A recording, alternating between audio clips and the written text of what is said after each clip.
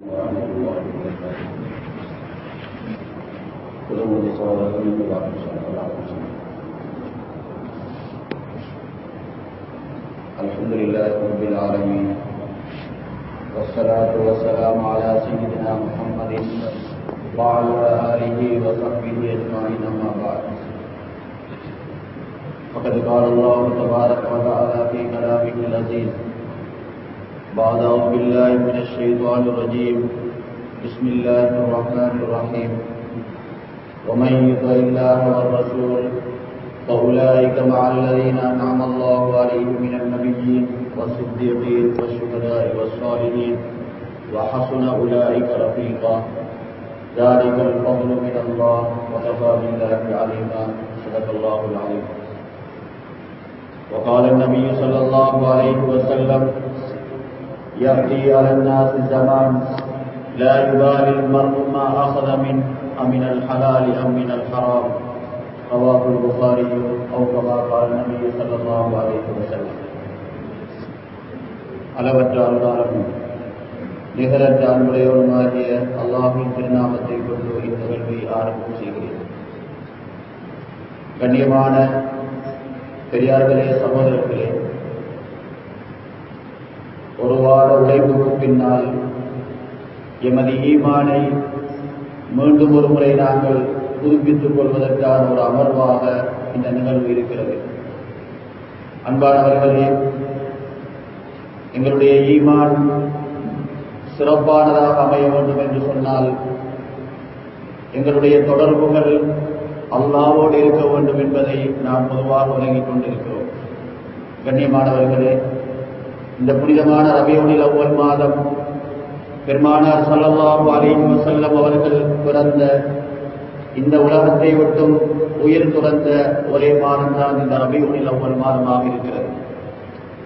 நபிகளாருடைய பண்புகள், நபிகளார் ஸல்லல்லாஹு அலைஹி வஸல்லம் அவருடைய வாழ்க்கை சமூகமயப்படுத்தப்பட வேண்டும் என்ற பொதுவான நிலைப்பாடு இருக்கின்ற அதே நேரத்தில் நபிகளாருடைய பண்புகளும் நபிகளாருடைய வாழ்க்கை வரலாறுகளும் மனிதர்களுடைய முஸ்லீம்களுடைய செயல்கள் மூலமாகவே தான் சமூகமயப்படுத்தப்பட வேண்டும் என்ற பொதுவான ஒரு நியதி இருக்கிறது. கண்ணியமானவர்களே, உலகத்தில் இஸ்லாம் தலையோகுவதற்கும் உலகத்தில் இஸ்லாம் உயிர் வாழ்வதற்கும் காரணமாக இருந்தது வார்த்தைகள் அல்ல, வாழ்க்கை தான்.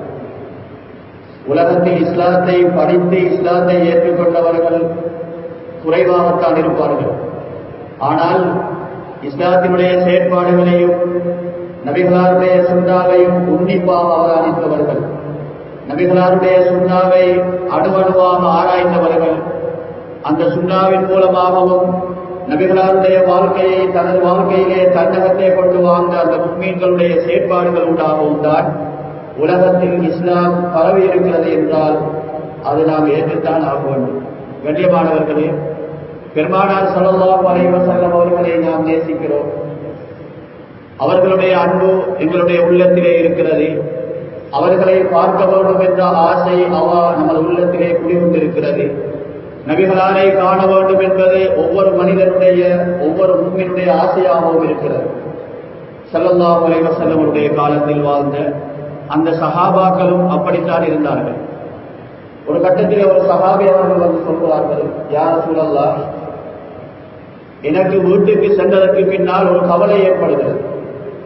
நான் வீட்டோடு மனைவி மக்களோடு பிள்ளைகளோடு இருக்கின்ற நேரத்திலே எனக்கு உள்ளத்திலே ஒரு வகையான கவலை ஏற்படுகிறது. என்ன கவலை என்று சொன்னால், நபிகளார் ஸல்லல்லாஹு அலைஹி வஸல்லம் அவர்களை பார்த்த அந்த சஹாபி அவர்கள் சொல்கிறார்கள், உங்களை பார்க்க வேண்டும் என்ற ஆசை எனது உள்ளத்திலே ஏற்பட்டால், நான் உங்களுடைய அழகான அந்த வதனத்தை உங்களுடைய முகத்தை காண வேண்டும் என்று எனக்கு உள்ளத்திலே ஆசை ஏற்பட்டால், வீட்டில் மனைவிமார்களோடு குழந்தைகளோடு நான் உறவாடி கொண்டிருந்தாலும் நபிகளாருடைய அன்பு என்னை மஸ்ஜிதின் பக்கம் இழுக்கிறது. நான் மஸ்ஜிதை நோக்கி ஓடி வருகிறேன். உங்களுடைய அழகிய அந்த முகத்தை பார்த்து எனது உள்ளம் பூரிப்படைகிறது. அதனூடாக எனது உள்ளம் அமைதி பெறுகிறது நபியே. ஆனால் ஒரு கவலை இருக்கிறது. என்ன கவலை தெரியுமா? நீங்கள் மரணித்து விடுவீர்கள், நானும் மரணிக்கக்கூடியவன் தான். ஆனால் உங்களுடைய மரணத்திற்கு பின்னால் அல்லாஹ் உங்களை மிகப்பெரிய உயர்ந்த அந்தஸ்தினை வாழ வைக்கப் போகிறான். நபிமார்களுடைய அந்த உயர்ந்த அந்தஸ்திலே நீங்கள் வாழப் போகிறீர்கள். ஆனால் சாதாரண மனிதன் என்ற அடிப்படையில், நான் ஒரு சாதாரண மனிதன் என்ற அடிப்படையில் எனக்கு சுவர்க்கத்தில் எந்த இடம் தீர்மானிக்கப்படுகிறதோ அந்த இடத்திலே தான் நான் இருக்க போகிறேன். ஆனா என்ன கவலை தெரியுமா, உலகத்திலே ஆசை வந்துவிட்டால், உங்களுடைய அழகிய முகத்தை பார்க்க வேண்டும் என்று எனக்கு அவா வந்துவிட்டால் நான் ஓடோடி வந்து அந்த முகத்தை பார்க்கிறேன் அல்லவா. ஆனால் அப்படியான ஒரு சந்தர்ப்பம் சுவர்க்கத்திலே எனக்கு கிடைக்குமா என்று கவலையாக இருக்கிறது நபியே என்று சொல்லி அந்த மனிதர் தனது மன ஆதங்கத்தை ஸல்லல்லாஹு அலைஹி வஸல்லம் சொல்கிறார். இப்போது ஸல்லல்லாஹு அலைஹி வஸல்லம் அவர்கள் மௌனமாக இருந்து விடுகிறார்கள். சற்று நேரத்துக்கு பின்னால் அல் குர்ஆனிய வசனங்கள் வருகிறது. وَمَن يُطِعِ اللَّهَ وَالرَّسُولَ فَأُولَٰئِكَ مَعَ الَّذِينَ أَنْعَمَ اللَّهُ عَلَيْهِمْ مِنَ النَّبِيِّينَ وَالصِّدِّيقِينَ وَالشُّهَدَاءِ وَالصَّالِحِينَ.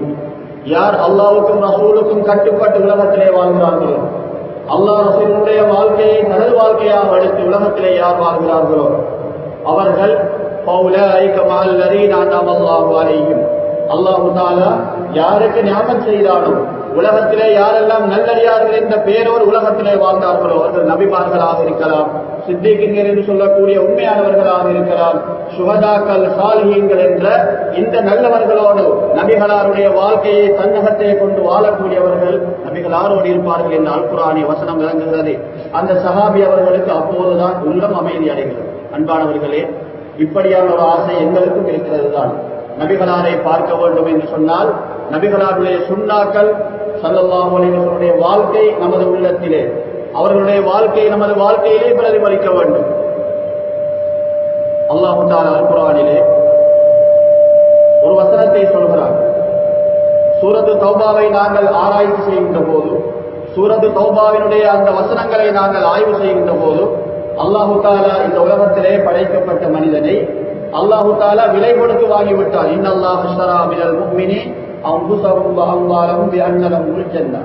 அல்லாஹ் தஆலா இந்த மூமின்களை விலை கொடுத்து வாங்கிவிட்டார். எதை என்று சொன்னால் சுவர்க்கத்தை அல்லாஹ் தஆலா எங்களுக்கு கிரயமாக அளிக்கப் போகிறார். ஆனால் நாங்கள் எதனை அளிக்க வேண்டும் என்று சொன்னால் அம்வாலஹும் வ அன்ஃபுஸஹும், எங்களுடைய பொருளாதாரத்தையும் எங்களுடைய அன்புஸ் என்று சொல்லக்கூடிய எங்களுடைய உயிர்களை நாங்கள் அல்லாஹ்வுக்காக தியாகம் செய்ய வேண்டும். அப்படி தியாகம் செய்கின்ற நேரத்திலே அல்லாஹ் தஆலா இந்த மனிதனை வாங்கி கொண்டான் என்று அல் குர்ஆன் பேசுகிறது. அந்த அல் குர்ஆனுடைய தொடரிலே நாங்கள் பார்க்கின்ற போது மூமின்களுடைய 10 பண்புகளை அல்லாஹ் தஆலா சொல்கிறார். ஒரு மனிதன் முஃமின் என்று சொன்னால் அவரிடத்தில் இருக்கக்கூடிய 10 பண்புகளை அல் குர்ஆன் நமக்கு சொல்லித் தருகிறது. நாங்கள் ஒவ்வொருவரும் எங்களுடைய உள்ளத்திலே நாங்கள் கற்றுக்கொள்ள வேண்டும். சொல்லப்படக்கூடிய இந்த பண்புகள் முஃமின் என்று சொல்லக்கூடிய அந்த வரையறைக்குள் நான் இருக்கிறேன் என்று சொன்னால் அந்த பண்புகள் என்னிடத்தில் இருக்கிறதா? அல்லாஹ் தஆலா அந்த வியாபாரத்தினுடைய தொடரிலே சொல்கிறான். வியாபாரம் என்று சொன்னால் எங்களுடைய உயிரையும் எங்களுடைய பொருள்களையும் அல்லாஹ் தஆலா வாங்கி இருக்கிறான் சுவர்க்கத்தை தருவதாக. அப்படி வியாபாரம் செய்ய மனிதர்கள், அப்படி வியாபாரத்தை ஏற்றுக்கொண்ட மனிதர்கள் எப்படி இருப்பார்கள் என்று சொன்னால் அத்தாஇபூன், அவர்கள் அல்லாஹ்விடத்திலே தௌபா செய்யக்கூடியவர்களாக இருப்பார்கள். பாவங்கள் நிகழ்ந்து விட்டால் அல்லாஹ்விடத்திலே கையேந்தி கண்ணீர் சிந்தக்கூடிய மனிதர்களாக, அல்லாஹ்விடத்திலே கையேந்துகின்ற போதும் தனது உள்ளத்தினால் அதனை முன்வைக்கக்கூடியவர்களாக இருப்பார்கள். அத்தாஇபூன், தாயிபூன் என்று சொன்னால் அல்லாஹ்விடத்திலே இறைஞ்சுகின்ற, உள்ளத்தால் இறைஞ்சுகின்ற, அல்லாஹ்விடத்திலே அனைத்து காரியங்களை ஒப்புவிக்கின்ற, அல்லாஹ் மாத்திரம்தான் எனது வாழ்க்கையை சீராக்கக்கூடியவன் என்ற உணர்வோடு உலகத்திலே வாழக்கூடிய மனிதர்கள் இருப்பார்கள். அவர்களை அல்லாஹ் தஆலா இறுதியிலே சொல்கின்ற போது இப்படிப்பட்டவர்கள் தான் முஃமின் என்று அல்லாஹ் தஆலா சொல்கிறார். ஆகவேதான் முஃமினுடைய முதலாவது பண்பு அவன் தௌபா செய்யக்கூடியவராக இருப்பான். தஃப்சீருடைய உலமாக்கள் எழுதுகிறார்கள், அத்தாயிபூன் என்று சொன்னால் மின ஷிர்கி வன் நிஃபாக், அவரிடத்திலே ஷிர்குடைய எந்த விதமான அடையாளங்களும் தென்பட மாட்டாது. ஷிர்குடைய வார்த்தை என்று சொன்னால் நாம் நினைக்கிறோம் ஒரு சிலைக்கு முன்னால் போய் நின்று நாங்கள் அதற்கு தலை குனிவதுதான் ஷிர்காக இருக்கிறது. அப்படி அல்ல. அதுவும் ஷிர்காக இருக்கின்ற நேரத்தில் உலகத்திலே அல்லாஹ் என்னை வாழ வைக்கிறான் அல்லவா, எனது அனைத்து காரியங்களையும் அந்த ரப்பு நிறைவேற்றுகிறான் அல்லவா, அப்படியான நேரத்தில் அவனுடைய அந்த கட்டளைகளுக்கு நான் சரியாக அடிபணியாமல் உலகத்திலே இருக்கக்கூடிய இந்த வஸ்துக்களை நாடி இதுவெல்லாம் எனது தேவைகளை நிறைவேற்றி வைக்கிறது என்ற மறைமுகமான நம்பிக்கையோடு நாங்கள் உலகத்திலே வாழ்கின்ற போது அதுவும் ஒரு வகையிலே அஷ்ஷுர்குல் ஹபி என்று சொல்லக்கூடிய மறைவான ஷிர்கிலே இருக்கிறது. அப்படியான அனைத்தையும் தௌபா செய்யக்கூடிய மனிதனாக உலகத்திலே அவன் இருப்பான் என்பதை முதலாவது பண்பு எங்களுக்கு சொல்கிறது. இரண்டாவது அல் ஆபிதூன், அல்லாஹ்விடத்திலே இபாதத் செய்யக்கூடியவர்களாக இருப்பார்கள். ஒரு முஃமின் என்று சொன்னால் நான் முஃமின் என்று பெயரளவிலே மாத்திரம் இருக்காமல் அல்லாஹ்வுடைய கட்டளைகள் எனக்கு சொல்லப்பட்டால் அல்லாஹ் எப்படியான கட்டளைகளை விதியாக்கி இருக்கிறானோ அந்த கட்டளைகளை தலைமேல் எடுத்து சிரமணையக்கூடிய நல்லவர்களாக உலகத்திலே இருப்பார்கள். அல் ஆபிதூன், இபாதத் செய்யக்கூடியவர்களாக இருப்பார்கள். அத்தாயிபூன் அல் ஆபிதூன், அடுத்தது அல் ஹாமிதூன், அல்லாஹ்வை புகழக்கூடியவர்களாக இருப்பார்கள். அல்லாஹ்வை புகழுகின்ற உள்ளம், அல்லாஹ்வினுடைய நன்றியோடு உலகத்திலே வாழக்கூடிய உள்ளம் எங்களுக்கு தேவை. நன்றி உள்ள உள்ளம் தேவை. அல்லாஹு தாலா உலகத்துல ஒரு மனிதனை தண்டிக்கிறதுக்கு அல்லாஹு தாலா விருப்பம் இல்லை. அல்லாஹு தாலா மனிதனை தண்டிக்கிறதுக்கு விருப்பம் இல்லை. ஆனால் ரெண்டு விஷயம் என்கிற வாழ்க்கையில இருந்தா அல்லாஹு தாலா தண்டிக்க மாட்டான் என்று அல் குர்ஆன் எங்களுக்கு சொல்லுது. அல்லாஹு தாலா சூரத்து நிசாவுல சொல்ற நேரத்துல மா யஃஅலுல்லாஹு பிஅஸாபிக்கும் இன் ஷகர்தும் வ ஆமன்தும், நீங்கள் ஈமானோடும் நன்றியோடும் உலகத்திலே வாழக்கூடியவர்களாக இருந்தால் அல்லாஹ் உங்களை ஒருபோதும் கண்டிக்க மாட்டான். ஏனென்று சொன்னால் வகான அல்லாஹு ஷாக்கிரன் அலீமா, அல்லாஹ் எப்போதும் நன்றி உள்ளவனாக இருக்கிறான் என்ற அல் குர்ஆனிய வசனம் நமக்கு தெளிவாக சொல்கிறது. உலகத்திலே வாழுகின்ற போது மனிதன் ஈமானோடு வாழ வேண்டும். இறை நம்பிக்கை தான் எனது வாழ்க்கையின் மூச்சாக இருக்க வேண்டும். நான் சுவாசிப்பதும் நான் வாழ்வதும் எனது நடவடிக்கைகள் அனைத்துமே அல்லாஹ்வினுடைய கட்டளைக்கு அடிபணிந்ததாக இருக்கும் என்று சொன்னால் அங்கேதான் அல்லாஹு தஆலா ஈமான் என்று சொல்கிறான். அனைத்து கட்டங்களிலும் அப்படியான பிரதிபலிக்கும் மனிதனுடைய அந்த வாழ்க்கையில இருக்கும் என்று சொன்னால் இரண்டாவது ஷுக்ருடைய தன்மை. அல்லாஹு தஆலா தந்திருக்கக்கூடிய மிகப்பெரிய நியமத். அல்லாஹ் எங்களை வாழ வைத்திருக்கிறான், அல்லாஹ் எனக்கு உணவளிக்கிறான், அல்லாஹ் என்னை வாழ வைக்கிறான், அல்லாஹ் என்னை நோய் இல்லாமல் வாழ வைத்திருக்கிறான், எனது வாழ்க்கையை சிறப்பாக்கி இருக்கிறான். இப்படியான காரியங்களை நான் அல்லாஹு தஆலா செய்திருக்கிறான், அவனுக்கு நன்றி உள்ள அடியானாக நான் இருக்க வேண்டுமே என்ற உணர்வோடு மனிதன் இருப்பான் என்று சொன்னால் அல்லாஹு தஆலா அவனை தண்டிப்பது கிடையாது. உலகத்திலே நாம் யோசிக்கலாம், ஏன் மனிதனுக்கு சோதனை வருகிறது, ஏன் மனிதனுக்கு சோதனை வருகிறது? சோதனை என்று சொன்னால் நாங்கள் லௌகீக ரீதியிலே அதற்கான நடவடிக்கைகளை மேற்கொள்ளலாம். சாதாரணமாக ஒரு இடத்திலே தொற்று நோய் பரவுகிறது என்று சொன்னால் அதற்கான உலகத்திலே நாம் செய்யக்கூடிய நடவடிக்கைகள் என்ன, அதனை கட்டுப்படுத்துவதற்கான நடவடிக்கைகள் என்ன? ஒரு பக்கத்தில் வைத்தியர்கள், இன்னொரு பக்கத்தில் துறை சார்ந்தவர்கள், இப்படியெல்லாம் அனைவர்களும் ஒன்று சேர்ந்து இதனை கட்டுப்படுத்துவதற்கான வழி என்ன என்று ஆராய்ந்து அதற்காக ஆய்வுகள் மேற்கொள்ளுகின்ற நேரத்திலே, ஆனால் அந்த ஆய்வுகளையும் தாண்டி அந்த நடவடிக்கைகளையும் தாண்டி அந்த நோய் கட்டுப்படுத்தாமல் பரவிக்கொண்டு போகிறது என்று சொன்னால் ஏன் மனிதன் உள்ளத்தை பற்றி சிந்திக்காமல் இருக்கிறான்? தனது உள்ளத்திலே சீராக்கிவிட்டார் என்று சொன்னால், உள்ளத்திலே இருக்கக்கூடிய நம்பிக்கை சீராகிவிடும் என்று சொன்னால், அதே நேரத்தில் நன்றியுடைய தன்மை அந்த மனிதனுடைய வாழ்க்கையிலே உருவாகிவிடும் என்று சொன்னால் அல்லாஹ் தஆலா கண்டிக்க மாட்டான் என்று அல் குர்ஆன் பேசுகிறது அல்லவா? ஏன் அப்படிப்பட்டவர்கள் அந்த நேரத்திலே ஈமானை சீராக்க வேண்டும் என்று சொன்னால், அல்லாஹ்வுக்கு நன்றி உள்ள அடியானாக வாழ வேண்டும் என்று சொன்னால், சிலர்கள் சொல்லுவார்கள் இவர்களுக்கு எந்த நேரம் இதே வார்த்தை தான். ஆனால் யதார்த்தம் அதுதான், ஹகீகத் அதுதான்.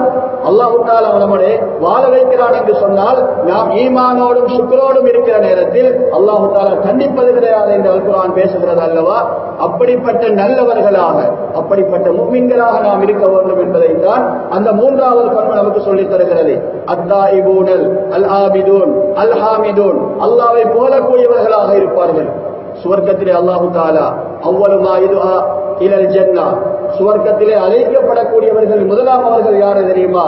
அல்லதீன யஹ்மதூனல்லாஹ பிஸ்ஸர்ராஇ வல்லர்ரா, சந்தோஷமான நிகழ்விலும் கவலையான துக்ககரமான நேரத்திலும் அல்லாஹ்வை புகழக்கூடியவர்களை அல்லாஹ் தஆலா சுவர்க்கத்துக்கு முதலாவது அழைக்கிறான் என்று பெருமானார் ஸல்லல்லாஹு அலைஹி வஸல்லம் அவர்கள் ஒரு ஹதீஸிலே சொல்லி தந்தார்கள் என்று சொன்னால், ஒரு முஃமினுடைய பண்பு தௌபாவுடைய பண்பு இருக்க வேண்டும். இரண்டாவது அல் ஆபிதூன், அவன் வணக்கசாலியாக இருக்க வேண்டும். மூன்றாவது அல் ஹாமிதூன், அவன் அல்லாஹ்வை புகழக்கூடியவனாக இருக்க வேண்டும் என்று அல் குர்ஆன் மூன்றாவது சொல்கிறது. நாலாவது அடையாளத்தை பற்றி சொல்கின்ற போது அஸ்ஸாயிஹூன், அஸ்ஸாயிஹூன், சாயிஹூன் என்று சொன்னால் இரண்டு வகையான அர்த்தங்களை அறிஞர்கள் நமக்கு சொல்லித் தருகிறார்கள். முதலாவது அர்த்தம் சாக சியாகா என்று சொன்னால் எங்களுக்கு தெரியும், பொதுவாக சுற்றுலாக்கள் செல்வது, சுற்றுலாக்கள் செல்வது, அல்லாஹ்வுடைய பாதையிலே அலைந்து திரிந்து பாடுபடுவது, அல்லாஹ்வுடைய பாதையிலே அவனுடைய இஅலாஉ கலிமத்தில்லாஹி வ தீனி, அல்லாஹ்வுடைய அந்த வார்த்தை, அல்லாஹ்வுடைய கலிமா உயர வேண்டும் என்பதற்காக அல்லாஹ்வுடைய பாதையிலே சியாகா செல்வதுதான் முதலாவது அர்த்தத்தை கொடுக்கிறார்கள். ஒரு கட்டத்திலே ஒரு சஹாபி வந்து கேட்கிறார்கள், யா ரசூலல்லாஹ் இஅதில்லி ஃபி சியாஹா, நான் உலகத்திலே சுற்றி பார்க்க வேண்டும். அதாவது சொன்னால் சுற்றுலா செல்வதற்கான ஒரு அனுமதியை எனக்கு தாருங்கள் என்று ஒரு சஹாபி அவர்கள் கேட்டபோது ஸல்லல்லாஹு அலைஹி வஸல்லம் அவர்கள் சொன்னார்கள், இன்ன சியாஹத உம்மத்தி அல் ஜிஹாது ஃபீ ஸபீலில்லாஹ். நீங்கள் சுற்றுலா செல்ல வேண்டுமாக இருந்தால் எனது சமூகத்தினுடைய சுற்றுலா எதிரே இருக்கிறது என்று சொன்னால் அல் ஜிஹாது ஃபீ ஸபீலில்லாஹ், அல்லாஹ்வுடைய பாதையிலே அறப்போர் புரிவதற்காக, தனது உயிரை துறப்பதற்காக, அல்லாஹ்வுடைய தீன் ஓங்குவதற்காக ஒரு மனிதன் செல்கிறான் என்று சொன்னால் அதுதான் அவனுடைய சுற்றுலாவாக இருக்கும் என்பதை அந்த 4வது பண்பு நமக்கு சொல்லித் தருகிறது. 2வது அர்த்தத்தை சொல்கிறார்கள், அஸ்ஸாயிமூன் என்று சொன்னால் அஸ்ஸாயிமூன், நோன்பு நோக்கக்கூடியவர்களாக மூமின்கள் இருப்பார்கள் என்ற இந்த 2 அர்த்தத்தையும் அந்த அல் குர்ஆனி அறிஞர்கள் நமக்கு சொல்லித் தருகிறார்கள். அன்பானவர்களே, அந்த 2 அர்த்தமும் பொருத்தமானவையாத்தான் இருக்கிறது. நமக்கு இருக்கக்கூடிய அனைத்து ஞாபகங்களை வைத்துவிட்டு அல்லாஹ்வுக்காக நோன்பு நோக்குவதும் ஒரு வகையான தியாகம். அதே நேரத்தில் அல்லாஹ்வுடைய பாதையிலே அவருடைய கலிமா ஓதுவதற்காக இந்த மார்க்கம், இந்த தீனுல் இஸ்லாம் உலகத்திலே நிலை பெற வேண்டும் என்பதற்காக தனது நேரத்தையும் காலத்தையும் எடுத்துக்கொண்டு அல்லாஹ்வுடைய அந்த வார்த்தை ஓங்க வேண்டும் என்பதற்காக ஒரு மனிதன் செல்கிறான் என்று சொன்னால் அது உறுதியாக அடங்கும் என்று அறிஞர்கள் நமக்கு சொல்லித் தருகிறார்கள். அன்பானவர்களே, 4 விடயத்தை நாம் சொல்லி இருக்கிறோம். அத்தாயிபூன், அல் ஆபிதூன், அல் ஹாமிதூன், அஸ்ஸாயிபூன், அடுத்தது அர்ராகிபூன், அஸ்ஸாஜிதூன். அவர்கள் தொழக்கூடியவர்களாக இருப்பார்கள், நீண்ட நீண்ட ருக்கூகள் செய்யக்கூடியவர்கள், நீண்ட நீண்ட சுஜூதுகள் செய்யக்கூடியவர்களாக அவர்கள் இருப்பார்கள்.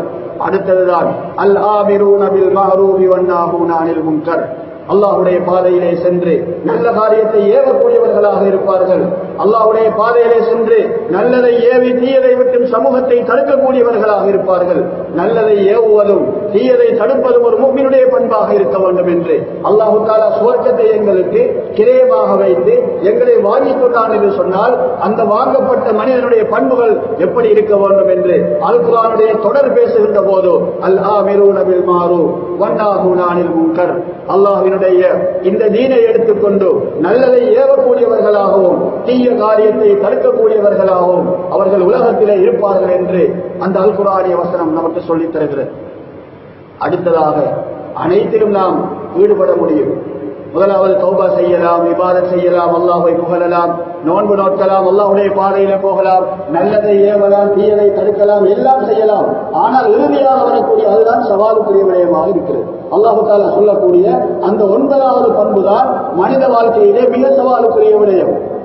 மனிதனுடைய வாழ்க்கையில் அதை எடுப்பது சிரமம். ஏதோ ஒரு கட்டத்தில் அவன் அதை விட்டும் தாண்டி செல்லுகின்ற அல்லது அதை விட்டு மீறி செல்லுகின்ற ஒரு நிலைமை ஏற்படும். அதுதான் அல்லாஹ்வுடைய வரையறைகளை பேணி வரக்கூடிய மனிதனாக உலகத்தில் அவன் இருக்க வேண்டும். அப்படி இருந்தால்தான் அவன் முஃமின் என்று நீங்கள் நபியை நன்மாராயம் சொல்லும் என்று குர்ஆன் சொல்கிறது. அன்பானவர்களே, அல்லாஹ்வுடைய வரையறை ஒவ்வொரு விடயத்திலும் அல்லாஹ்வுடைய வரையறை இருக்கிறது. அவனுடைய வாழ்க்கைக்கு வரையறை இருக்கிறது, இபாதத்துக்கு இருக்கிறது, முஆமலாத்துக்கு இருக்கிறது, முஆஷராத்துக்கு இருக்கிறது, அஹ்லாத்துக்கு இருக்கிறது. அனைத்தும் அல்லாஹ் காட்டிய ஒரு வழிமுறை இருக்கிறது.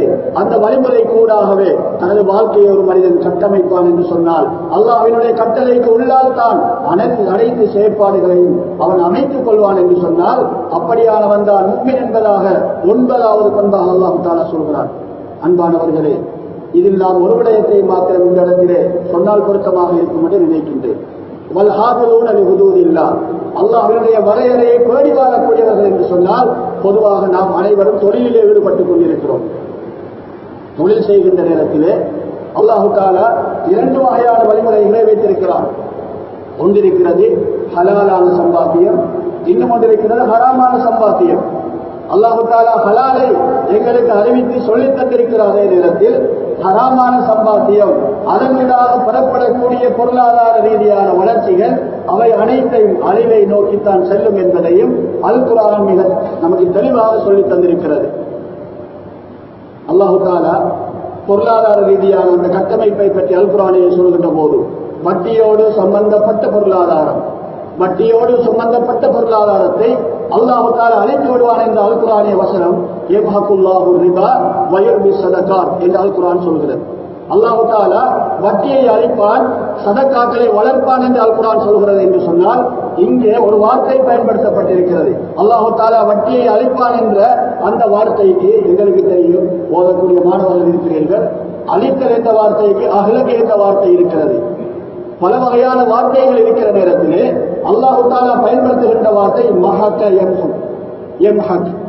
அழித்தல் என்பது அல்லாஹு தஆலா இந்த மஹக என்கிற வார்த்தையை பயன்படுத்துகிறார். இதற்கு அறிஞர் பெருமக்கள் நமக்கு அழகான உதாரணத்தை சொல்கிறார்கள். எங்களுக்கு தெரியும், பொதுவாக நாங்கள் சந்திரனை பார்க்கிறோம். சந்திரனுடைய ஆரம்ப அந்த வளர்ச்சிக்கு நாங்கள் ஹிலால் என்று சொல்லுவோம். ஆரம்ப பிறைக்கு நாங்கள் ஹிலால் என்று சொல்லுவோம். அதே நேரத்தில் சந்திரன் வளர்ந்து அது முழுமதியாக மாறுகின்ற போது அதற்குரிய பெயர் பத்ர், முழுமதி என்று சொல்லுவோம். ஆனால் அந்த சந்திரன் பிரகாசம் குறைந்து அது அமாவாசையாக மாறுகின்ற போது அதற்கு பாவிக்கக்கூடிய வார்த்தை முஹாக் என்று சொல்லுவார்கள், அமாவாசை. அல்லாஹ் தஆலா இங்கே மிக ஆழமான ஒரு கருத்தை சொல்லித் தருகிறார். ஆரம்பத்திலே வட்டியோடு தொடர்பான அந்த பொருளாதாரம் ஆரம்பத்திலே எப்படி அந்த துறை சிறிதாக இருந்து பிறகு வளர்ச்சி அடைந்து பிரகாசிக்க தொடங்கி பிறகு தனது ஒளியை இழந்து அது இருளாக மாறி வருகிறதோ அது போன்றுதான் ஒரு மனிதன் உலகத்திலே தடுக்கப்பட்ட பொருளாதார முறையினூடாக தனது வாழ்க்கையை அவன் செலுத்துவானாக இருந்தால், அதனூடாக வருமானங்களை அவன் பெறுவானாக இருந்தால், ஆரம்பத்தில் அந்த பொருளாதாரம் மிக செழிப்பானதாக மிக பிரகாசமானதாக இருந்தாலும் காலப்போக்கிலே எப்படி அந்த சந்திரன் தனது வலுவிழந்து தனது ஒளியை இழந்து அது கருப்பாக மாறிவிடுகிறதோ அது போன்ற அந்த பொருளாதாரம் மாறும் என்பதை அல்லாஹ் தஆலா சூசகமாக குர்ஆனிலே சொல்லி காட்டுகிறார்.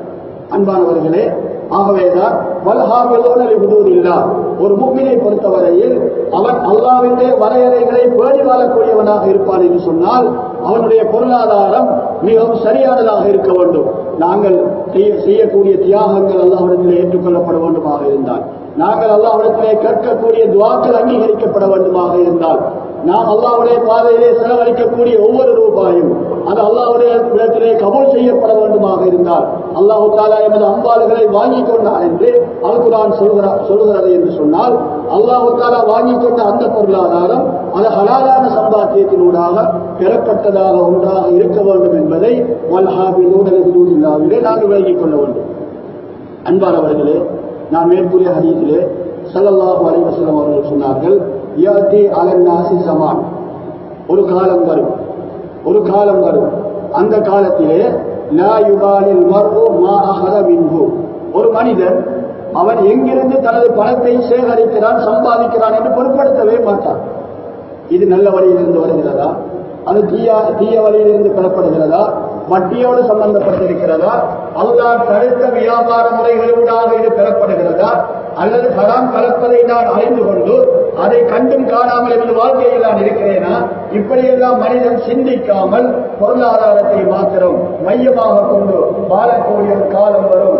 அமினல் ஹலாலி அமினல் ஹராம், அது ஹலாலினூடாக பெறப்பட்டதா அல்லது ஹராத்தினூடாக பெறப்பட்டதா என்று அவன் ஒருபோதும் சிந்திக்காத ஒரு நிலைமை ஏற்படும் என்று ஸல்லல்லாஹு அலைஹி வஸல்லம் அவர்கள் சொல்லித் தந்தார்கள். அன்பானவர்களே, நாம் சொல்லக்கூடிய இந்த 8 பண்புகளை நாங்கள் வளர்த்துக் கொள்ளலாம்.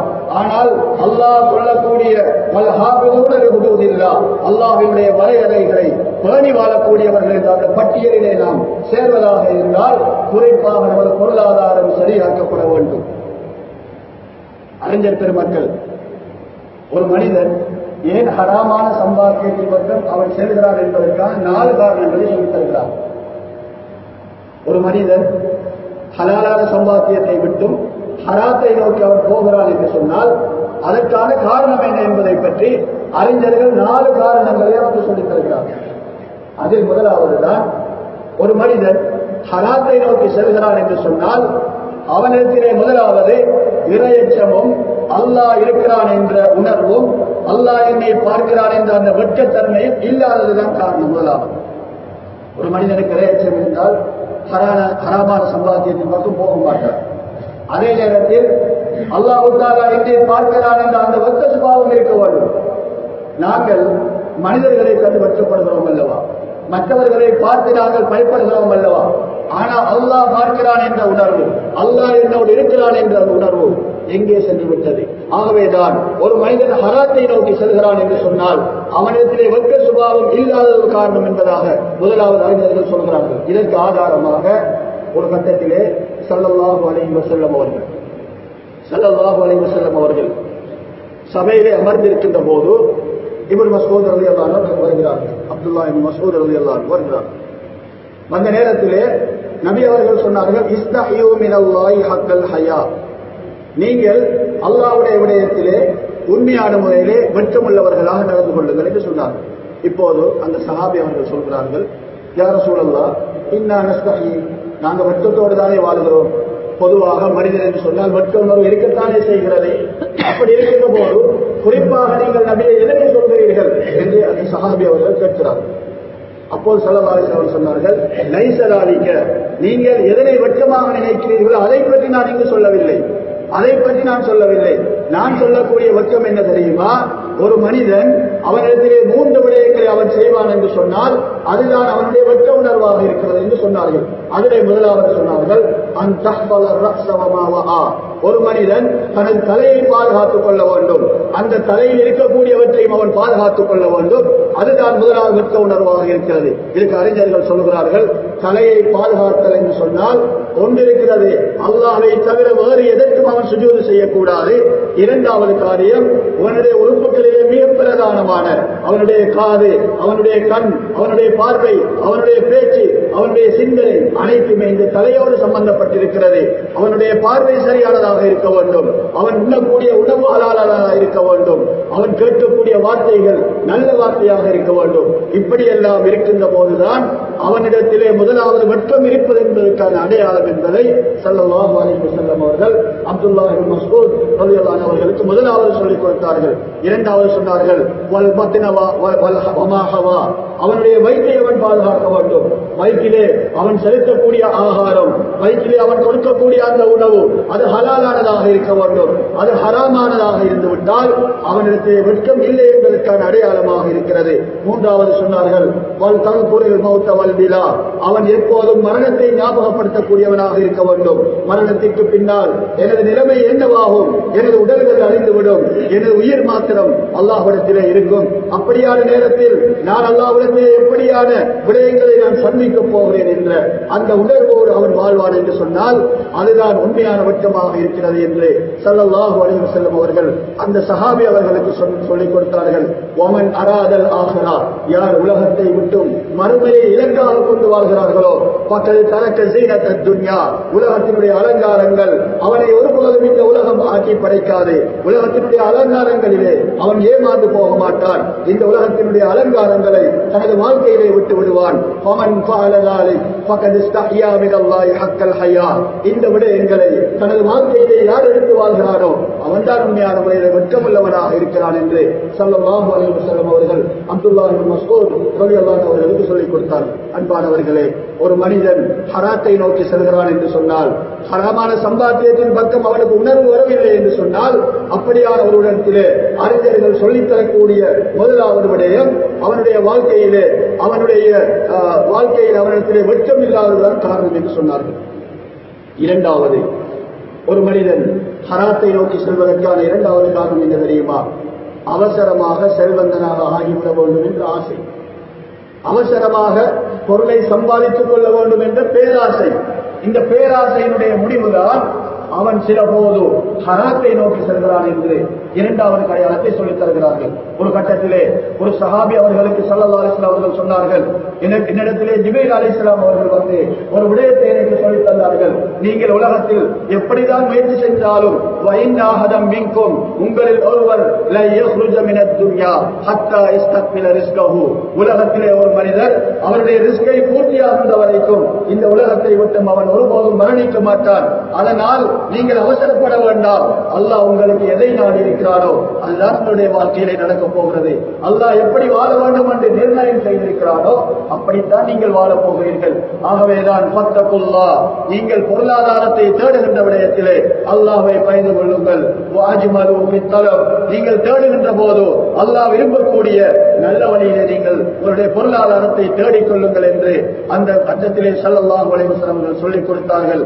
ஆகவேதான் உலகத்திலே ஒரு மனிதன் பேராசை பிடித்தவனாக மாறுகின்ற நேரத்திலே அவன் சில நேரங்களிலே ஹராத்தை நோக்கி செல்வதற்கான அந்த கட்டங்கள் ஏற்படும் என்பதை ஸல்லல்லாஹு அலைஹி வஸல்லம் சொல்லித் தந்தார்கள். அன்பானவர்களே, நான் சொல்லக்கூடிய விடயத்தை மிக நுணுக்கமாக நாங்கள் வழங்க வேண்டும். ஒரு முஃமினுடைய பண்பு 9 தன்மைகள் இருக்கிற நேரத்தில் இறுதியாக வரக்கூடிய தன்மைதான் அல்லாஹ்வினுடைய வரையறையை பேணி வாழக்கூடியவனாக இருப்பான். அதில் மிக முக்கியமானதுதான் தான் சாப்பிடக்கூடிய அந்த உணவை ஹலாலானதாக ஆக்கிக் கொள்ள வேண்டும். அதற்கு மாற்றமாக ஹராத்தை நோக்கி செல்வதற்கான காரணிகள் நான் 2 உங்களுக்கு சொல்லியிருக்கிறேன். 3வது சொன்னார்கள் அதிகமாக பேராசை கொள்வது. அந்த பேராசையும் மனிதனை சில நேரத்திலே ஹராமான வழியில் பக்கம் விட்டு செல்லக்கூடியதாக இருக்கும் என்பதற்கு நபி அவர்கள் ஒரு அழகான உதாரணத்தை சொல்லித் தந்தார்கள். சொன்னார்கள் ஒரு ஆட்டுடைய அதாவது கொட்டில் இருக்கிறது. அந்த ஆட்டிலே அந்த கொட்டிலே ஆடுகள் கட்டப்பட்டிருக்கிறது. அந்த நேரத்திலே ஓநாய் பசித்த 2 ஓநாய்கள் வருகிறது. கட்டப்பட்ட ஆட்டினுடைய அந்த கொட்டிலே அந்த பசித்த 2 ஓநாயை நாங்கள் அதற்கு உள்ளா விட்டோம் சொன்னால் அது அந்த ஆடுகளை எப்படியெல்லாம் கடித்து குதறி தின்று தனது பசியை தீர்த்துக் கொள்ளுமோ அதுபோன்றுதான் மனிதனுடைய பேராசை என்று ஸல்லல்லாஹு அலைஹி வஸல்லம் அவர்கள் சொன்னார்கள். கட்டப்பட்டிருக்கின்ற ஆடு அது அமைதியானது, தன்னை பாதுகாத்துக் கொள்வதற்கு சக்தி இல்லாதது, அது ஓடி தப்புவதற்கான எந்த வழியும் அதற்கு இல்லை. அது அடைத்து வைக்கப்பட்டிருக்கிறது. அந்த அடைத்து வைக்கப்பட்ட அந்த கூட்டினுள்ளே பசித்த 2 ஓநாய்களை நாங்கள் அனுப்பிவிட்டால் அது தனது இஷ்டத்தின் பிரகாரம் எப்படியெல்லாம் அந்த ஆடுகளை சாப்பிடுவதற்கு ஆரம்பிக்குமோ அதுபோன்றுதான் மனிதனுடைய பேராசை. அவன் எப்படியெல்லாம் பொருளாதாரத்தை சம்பாதித்தாலும் பரவாயில்லை என்ற அந்த பேராசை அந்த உணர்வை ஏற்படுத்தும் என்று ஸல்லல்லாஹு அலைஹி வஸல்லம் அவர்கள் சொல்லித் தந்தார்கள். அன்பானவர்களே, அப்படியான பேராசை மனிதனுடைய வாழ்க்கையிலே ஏற்படுகின்ற போது அவன் ஹராத்தை நோக்கி செல்வான் என்பதை ஸல்லல்லாஹு அலைஹி வஸல்லம் அவர்கள் சொல்லித் தந்தார்கள். 4வது காரியம் தான் அதாவது ஹராம் ஹலால் சம்பந்தமான தெளிவில்லாத சில நேரங்களிலே மனிதன் ஹராத்தை நோக்கி செல்வதற்கான வாய்ப்புகள் இருக்கிறது. ஒரு கட்டத்திலே ஸல்லல்லாஹு அலைஹி வஸல்லம் அவர்கள் தனது வீட்டிலே தூங்கிக் கொண்டிருக்கிறார்கள். நபிகளார் ஸல்லல்லாஹு அலைஹி வஸல்லம் அவர்கள் ஆனால் தூக்கம் வரவில்லை. தனது படுக்கையிலே புரண்டு படுக்கிறார்கள். தூக்கம் வரவில்லை. இப்போது பக்கத்தில் இருந்த மனைவி ஆயிஷா ரலியல்லாஹு அன்ஹா அவர்கள் கேட்கிறார்கள், யா ரசூலல்லாஹ், நீங்கள் தூங்குவதற்காக முயற்சி செய்கிறீர்கள், ஆனால் தூக்கம் வரவில்லை அல்லவா, ஏன் நீங்கள் இப்படி புரண்டு இருக்கிறீர்கள் என்று கேட்டபோது அப்போது ஸல்லல்லாஹு அலைஹி வஸல்லம் அவர்கள் சொன்னார்கள், நான் தூங்குவதற்கு முன்னால் எனது படுக்கைக்கு கீழால் ஒரு ஈத்தம்பலம் இருப்பதை கண்டேன். அந்த ஈத்தம்பலத்தை நான் எடுத்து சாப்பிட்டு விட்டேன். இப்போது எனக்கு கவலை ஏற்பட்டிருக்கிறது. அது சில நேரங்களிலே ஜகாத்தினுடைய ஈத்தம்பலமாக இருந்தால் அது எனது உள்ளத்திலே எனது உடம்பிற்கு சென்று விட்டது. ஆகவே அது ஜகாத்துடைய பொருளாக இருந்தால் அது எனக்கு ஹராமாக ஆக்கப்பட்டிருக்கிறது அல்லவா, அதை உண்டதன் காரணமாக எனது கண்ணிலே தூக்கம் வரவில்லை, அதை நான் பயப்படுகிறேன் என்று ஸல்லல்லாஹு அலைஹி வஸல்லம் அவர்கள் தனது மனைவி அவர்களுக்கு சொல்லி வைத்தார்கள் என்றால், அன்பானவர்களே, எந்த அளவுக்கு அந்த ஸல்லல்லாஹு அலைஹி வஸல்லம் அவர்கள் தனது உடலிலே ஹலால் சேர வேண்டும் என்பதில் பேணுதலாக இருந்திருக்கிறார்கள். ஆகவேதான் நாமும் உலகத்திலே வாழ்கின்ற நேரத்திலே அந்த நபிகளாருடைய வாழ்க்கையை நமது வாழ்க்கையாக எடுத்து வாழ்கின்ற போது அந்த முஃமின்களுடைய பண்புகள் 9 விடயம் சொல்லப்பட்டிருக்கிற அதே நேரத்தில் அந்த இறுதியாக சொல்லப்பட்ட அல்லாஹ்வினுடைய வரையறைகளை தனது வாழ்க்கையிலே பேணி வாழக்கூடிய மனிதராக நமது வாழ்க்கையை நாம் அமைத்துக் கொள்ள வேண்டும். அப்படி அமைப்பதற்காக வேண்டி நாம் அல்லாஹ்வுடைய பாதையிலே தியாகம் செய்ய வேண்டியிருக்கிறது. ஸல்லல்லாஹு அலைஹி வஸல்லம் அவர்களுடைய அந்த தியாகத்தை பற்றி அல் குர்ஆன் பல இடங்களிலே நமக்கு சொல்லித் தருகிறது. அன்பானவர்களே, நபிகளாருடைய கவலை உலகத்திலே வாழக்கூடிய ஒவ்வொரு முஸ்லிமும், ஒவ்வொரு முஃமினும், உலகத்திலே வாழக்கூடிய ஒவ்வொரு ஆத்மாவும் அது சுவர்க்கத்துக்கு தகுதியானதாக மாற வேண்டும் என்பதை நபிகளாருடைய கவலையை பற்றி அல் குர்ஆன் சொல்லுகின்ற போது பல அல்லக பாஹிரு நஃப்ஸக அல்லா யகூனு முஃமினீன், நபியே, இந்த மக்கள் எல்லாம் முஃமின்களாக ஆக மாட்டார்களோ என்ற அந்த கவலையினால் உங்களை நீங்களே அழித்துக் கொள்ள பார்க்கிறீர்களே, உங்களை நீங்களே மாய்த்துக் கொள்ள பார்க்கிறீர்களே நபியே என்று அல்லாஹ் தஆலா ஸல்லல்லாஹு அலைஹி வஸல்லம் அவர்களுக்கு ஆறுதல் சொல்லக்கூடிய அளவுக்கு அல் குர்ஆனிய வசனம் இருக்கிறது என்று சொன்னால் நபிகளாருடைய கவலை உலகத்திலே இந்த தீன் ஓங்க வேண்டும், எனது இறுதி மூச்சு வரைக்கும் மக்களை நான் இந்த தீனின் பக்கம் அழைக்க வேண்டும், அவர்கள் சுவர்க்கத்துக்கு தகுதியானவர்களாக மாறிவிட வேண்டும், சுவர்க்கம் செல்லாமல் ஒரு மனிதன் நரகத்துக்கு சென்று விடக்கூடாது என்ற அந்த ஆசையும் அந்த உணர்வும் அந்த கவலையும் தான் நபிகளார் ஸல்லல்லாஹு அலைஹி வஸல்லம் அவர்களை இறுதி கட்டம் வரைக்கும் அவர்களுடைய மரண படுக்கையில் நபி அவர்கள் இருக்கின்ற நேரத்திலே கூட நபிகளாருடைய அந்த கடைசி மூச்சினுடைய அந்த சுவாசமும் உம்மத்தி உம்மத்தி, எனது சமூகமே எனது சமூகமே, எனது சமூகத்தை பாதுகாக்க வேண்டும் என்ற அந்த உணர்வு தான் கடைசி மூச்சு வரைக்கும் நபிகளார் ஸல்லல்லாஹு அலைஹி வஸல்லம் அவர்களுக்கு இருந்திருக்கிறது என்பதை ஹதீஸ்கள் மூலமாக நாம் விளங்கிக் கொள்ள முடியும். தனது குடும்பத்தை பற்றிய கவலை இருக்கவில்லை. மகளார் முன்னால் இருக்கிறார்கள், மகளை பற்றி நபி அவர்கள் கவலைப்படவில்லை. பேர குழந்தைகளை விட்டு பிரிய போகிறேன் என்ற அந்த கவலை இல்லை. எனது சமூகம் சுவர்க்கத்துக்கு தகுதியானதாக மாறிவிட வேண்டும் என்ற அந்த இறுதி கவலைதான் நபிகளாருடைய உள்ளத்திலே இருந்திருக்கிறது. அன்பானவர்களே, அந்த நபிகள் ஸல்லல்லாஹு அலைஹி வஸல்லம் அவர்கள் மரணித்த இந்த மாதம், அவர்கள் பிறந்த மாதம் இதுவாகத்தான் இருக்கிறது, மரணித்ததும் இதே மாதமாகத்தான் இருக்கிறது. நபிகளாருடைய அந்த கடைசி கட்டத்தை பற்றி எழுதுகின்ற போது ஸல்லல்லாஹு அலைஹி வஸல்லம் அவர்கள் சொன்னார்கள், சக்கராத்துடைய வேதனையை நான் அனுபவிக்கிறேன். இன்னலில் மௌத்தில சக்கராத், இந்த மரணத்துக்கு சக்கராத் இருக்கிறது. நபியாக இருந்தாலும் அவர்களுக்கும் அந்த சக்கராத் இருக்கிறது. நான் அந்த சக்கராத்துடைய வேதனையை உணர்கிறேன் என்று தனது கையினால் தண்ணீரை தொட்டு தனது நெத்தியிலே நபி அவர்கள் தடவிக் கொண்டிருந்தார்கள். இப்போது அந்த நபிகளாருடைய ஸல்லல்லாஹு அலைஹி வஸல்லம் அவருடைய அந்த இறுதி கட்டத்தை பார்த்து தங்களுடைய மகளார் ஃபாத்திமா ரலியல்லாஹு அன்ஹா அழுகிறார்கள். வா கர்ப அபதா, எனது தந்தைக்கு ஏற்பட்ட கஷ்டமே, கை சேருமே என்று அழுகின்ற போது நபி அவர்கள் எந்த வார்த்தை சொன்னார்கள் தெரியுமா? லைஸா அலா அபீக கர்புன் பாத தாலிகல் யௌம், மகளே, இந்த நாளைக்கு பின்னால் உனது தந்தைக்கு எந்த கஷ்டமும் இருக்காது, உனது தந்தைக்கு எந்த கஷ்டமும் இருக்காது என்று தனது மகளை பார்த்து ஆறுதல் சொல்லிவிட்டு நபிகளாருடைய அந்த உயிர் இந்த ரபீஉல் அவ்வல் மாதம் 12ஆம் நாள் அவருடைய உயிர் இந்த உலகை விட்டு பிரிகிறது என்று சொன்னால், கடைசி நேரம் வரைக்கும் சமூகத்தினுடைய கவலையினால் தன்னை கடைசி மூச்சு வரைக்கும் வாழ்ந்த ஒரு மனிதர் தான் ஸல்லல்லாஹு அலைஹி வஸல்லம் அவர்கள். அவருடைய வாழ்க்கையை நாம் நமது வாழ்க்கையாக எடுக்க வேண்டும். அந்த வாழ்க்கையை இந்த உலகத்திலே நாங்கள் பறைசாற்ற வேண்டும். இந்த உலகம் முழுவதும் நபிகளாருடைய வாழ்க்கையை கொண்டு சேர்க்க வேண்டும். அதற்காக வேண்டி நாம் அல்லாஹ்வுடைய பாதையிலே செல்வதற்கு தயாராக இன்ஷா அல்லாஹ்.